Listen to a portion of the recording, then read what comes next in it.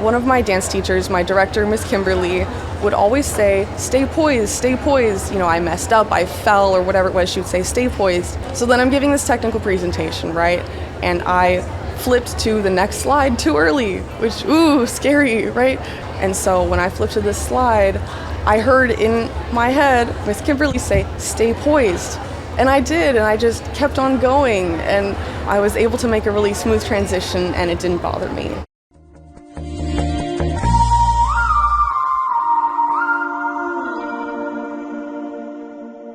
Hello and welcome to Diverse, a Society of Women Engineers podcast.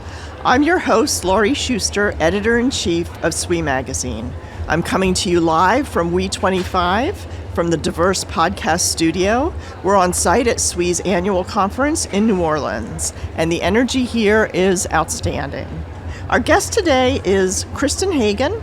She's an undergraduate student at the University of California, Irvine, studying biomedical engineering. She's an active member of the SWE University of California Irvine Collegiate Section, where she has served as outreach co-chair and internal vice president.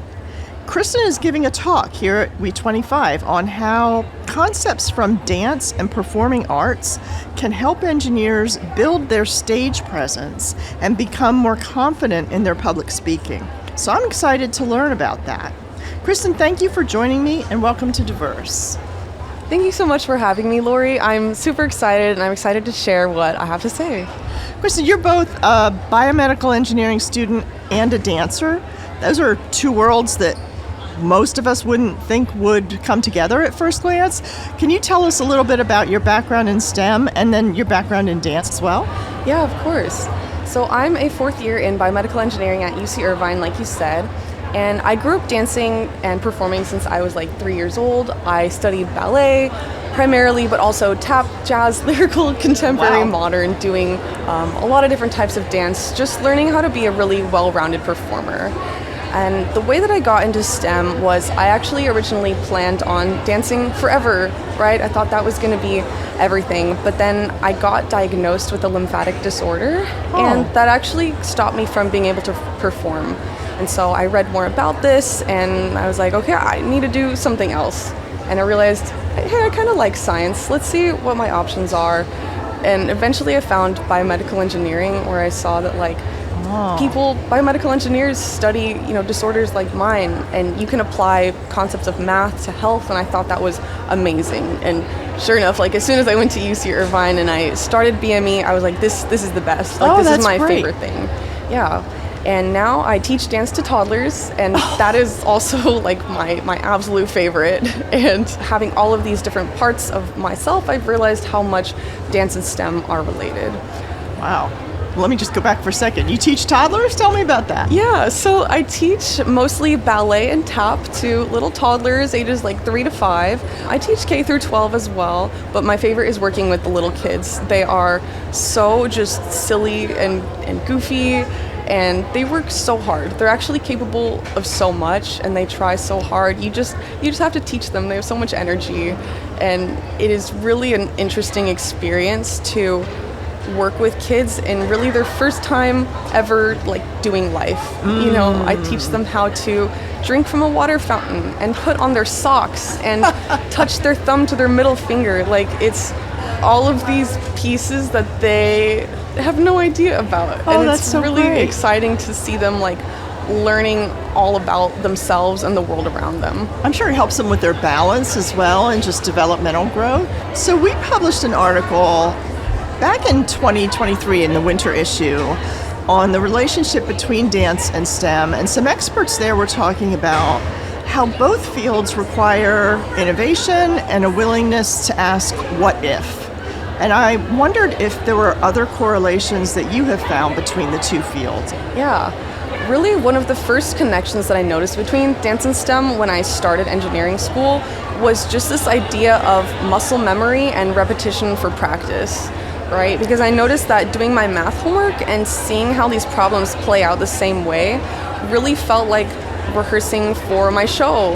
I really like this idea of patterns and structure that kind of dance has as well, and the way that you need to practice something over and over to get the muscle memory to be able to solve a problem or become good at a dance skill. Right. And I think even working with your hands is also a big part of muscle memory, and it's huge for engineers, especially in hands-on research and hands-on projects.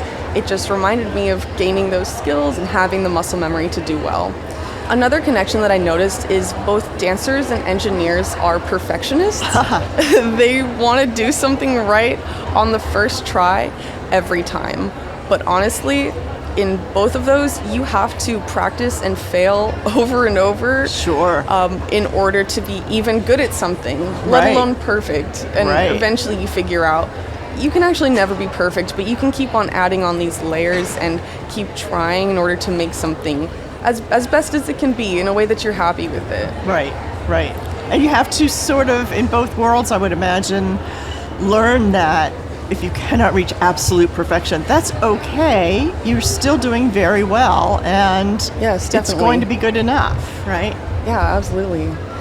I think the moment that I realized that there was such a connection between public speaking for STEM and dance is when I was giving a technical presentation one time. I was giving a pitch, actually.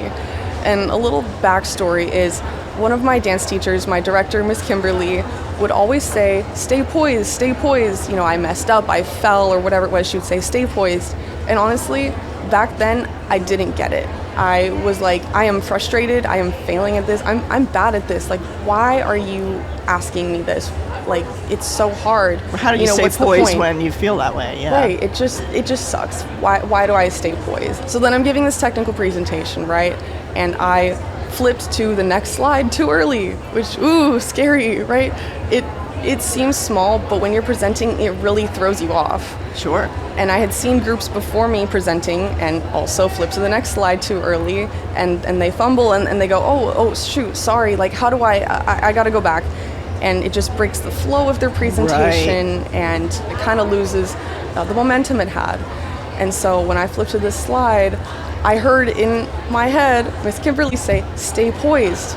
And I did, and I just kept on going, and I was able to make a really smooth transition, and it didn't bother me. But I was like so glad that I was able to continue, and I realized that's because of my dance training. Wow, that's really great. You talk about choreography and posture and gestures as tools that help develop a strong sense of presence when you are presenting. Can you share some examples about how movement awareness can shift somebody's confidence and the way the audience perceives them? Yeah, absolutely. One of the biggest pieces of advice that my dance teachers would give us is that your audition starts the moment you walk in the room. People make judgments about you as soon as they even take one look at you, and your body language is going to speak for itself whether you like it or not.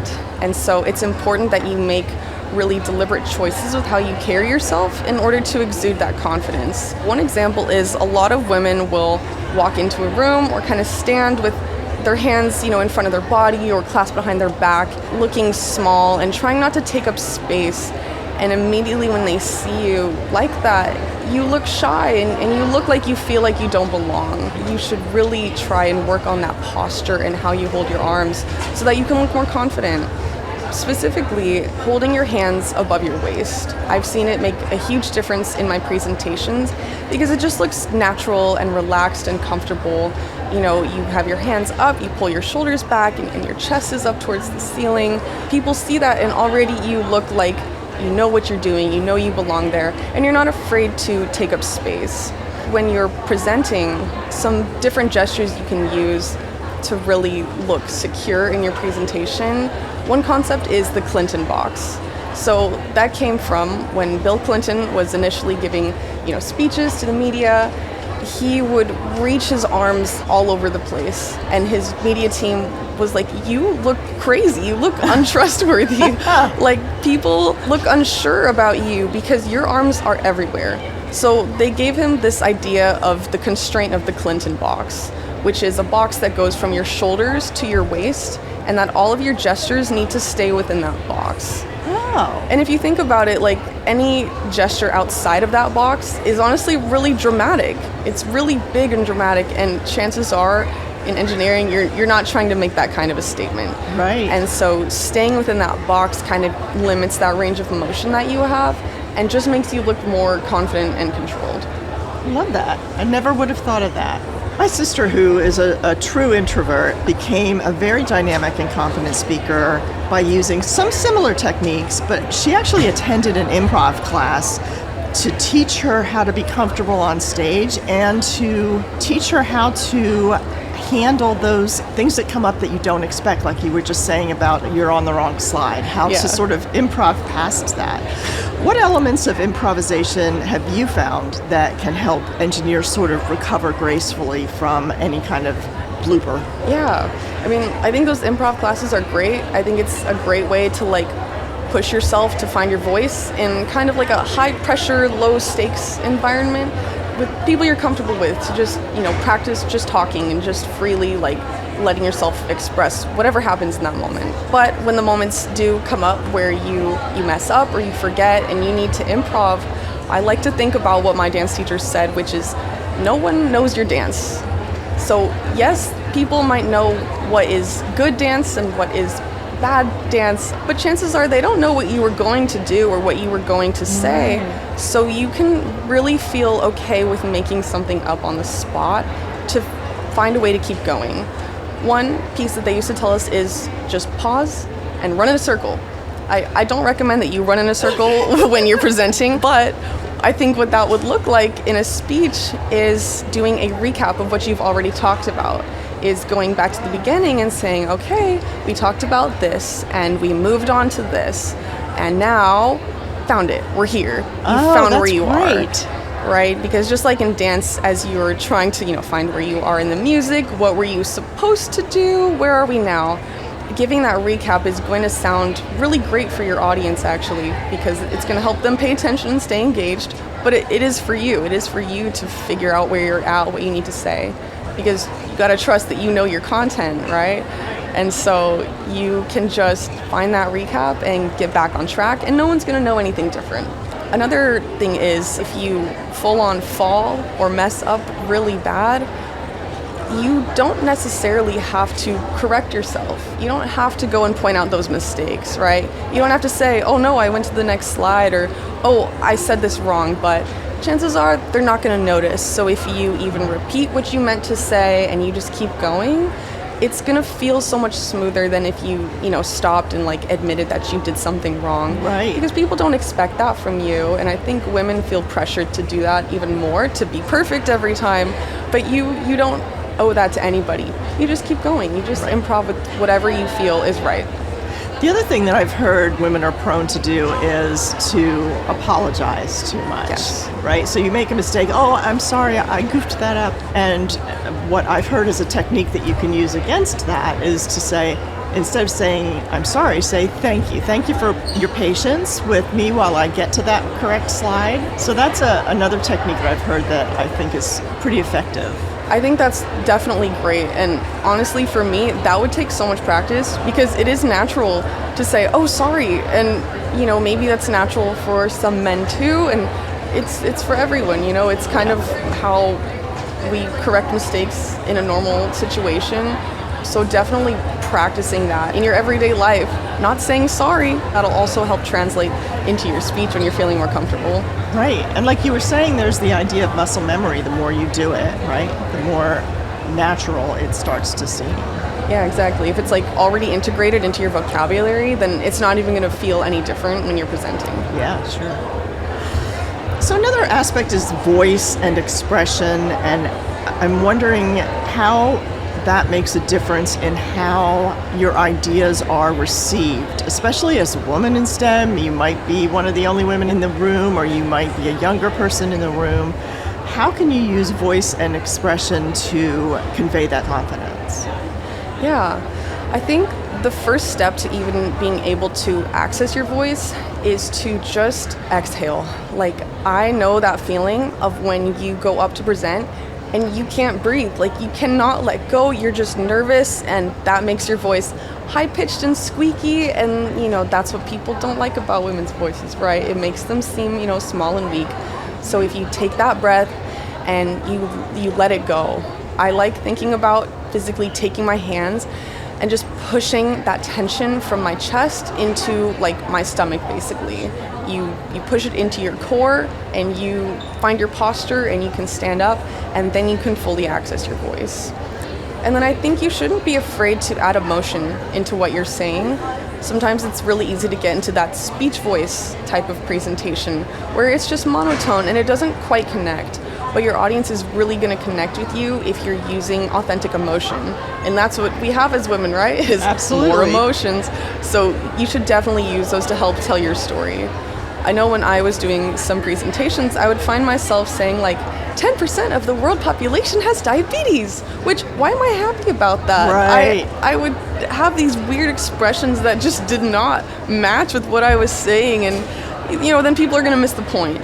But if you add in that emotion, you can really leverage that to make your point even more clear. And really connect with people on it, I would imagine. Yeah, for sure. And another strategy that I use is think about who you're talking to, or pretend you're talking to someone else. I like to think I'm talking to my friends or my family or even my students, my little toddler students, because it makes you really deliberately speak in a way that's going to teach people, and every aspect of it becomes more clear to them. Sure. It reminds me of a technique we use in journalism sometimes when you investigated a topic and you want to write about it and you don't know where to start. Mm-hmm. I always tell folks, just pretend you're telling it to your best friend, not another engineer or another, professional in a profession. Yeah. Just tell your best friend, what is this about? Yeah, that's awesome. In biomedical engineering, I imagine you've needed to give presentations in front of classmates and professors. What other advice do you have for other students who are still finding their voice? Yeah, it's really hard. It takes so much practice. And so I would say just find as many low-stakes opportunities for public speaking as you can. That can be in your class discussions, in your lectures, in your clubs, asking questions, just finding ways to put yourself in the situation where you feel the pressure, because trust me, no matter when you have to stand up to speak, you're gonna feel the pressure. But you have to know, like, okay, hey, this is not a big deal, this is not going to be the end of the world for me. So let's just talk and find out what happens. It's another practice experience. Really becoming comfortable hearing your own voice and recording your own voice is also so important. The way that I work on that is before I give any presentation, I basically have a dress rehearsal. I realized that I did this when I gave a presentation one time and, we had a microphone in one hand and a clicker in the other hand. And other students came up to me after and they were like, "You looked so comfortable up there. Did you practice this?" And I said, well, yes. And they said, "How did you practice?" I said, "Well, I guess I had a dress rehearsal, right? I put on my heels, I put up my hair, I took my hairbrush as my microphone and my makeup sponge as my clicker, and I practiced how I would hold them, how I would give this talk." That's clever. And I recorded myself to have that pressure and give that feedback to myself. And just, it really points out the parts that you're not going to notice. Because I put my hair up because I know that if it's down, I'm going to be touching it. And I only saw that because of all the videos I took. So anytime I present now, the hair goes up. This dress rehearsal just really is good practice for when you really need to go on stage and present. I love that. I think my last piece of advice is that it takes so much practice to become a perfect speaker. And, a little hint, you're never going to be perfect. So just think about adding on one layer at a time in order to, create the presentation that you want. In your next presentation, maybe you think about just your posture, just about holding that posture the whole time. Don't worry about what your voice is doing or if you mess up. If you got that posture, then that's a win. And then on your next presentation, maybe you can add on something else. You can add walking around on the stage, or you can add nicer transitions. But if you focus on one thing at a time, that's how you're going to get better. As much as I practice this and I'm aware of these things, I never have done a perfect presentation. But I've done things I like, and I'll say I'm glad that I did that, and I'm glad that I practiced that. And now I'm ready to move on to the next level of whatever I'm working on in order to make my presenting even better. That's great. Well, Kristin, thank you for joining us today. I love how your work bridges STEM and dance and creativity. I loved learning about how important practice and breath and posture and gestures are in producing a really professional and polished presentation. Thank you so much for having me, Laurie. I really appreciate it, and thank you for asking such good questions. Thank you. I'm Laurie Shuster, live at WE25, and from all of us at SWE, thanks for listening.